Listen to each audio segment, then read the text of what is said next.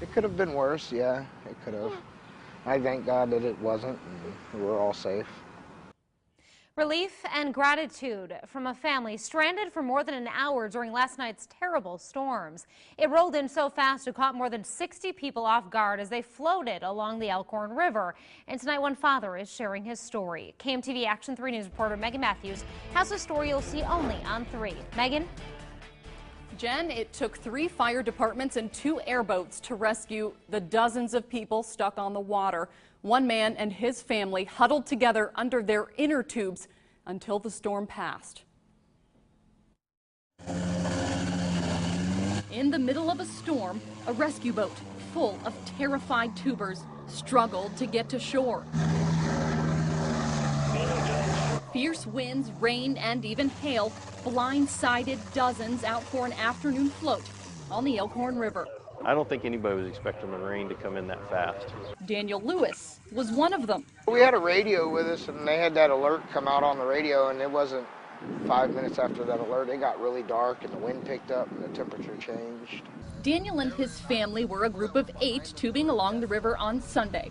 About 45 minutes into their drift, that sunny afternoon turned dark. You could see the wind just tunneling down the river and coming at us, and the clouds just rolled in really fast. It was lightning, and we had a little pea-sized hail come down on us. Daniel, his girlfriend, and 6 children could feel the current getting faster. They kicked their way to shore, climbed over rocks, and ran into a wooded area for cover. There they stayed for an hour. The wind will blow those tubes right over. You know, you get them 60-mile-an-hour gusts, they're going to blow them over. At about 5 p.m., the Waterloo Fire Department called for aid for a river rescue. Valley and Bennington responded.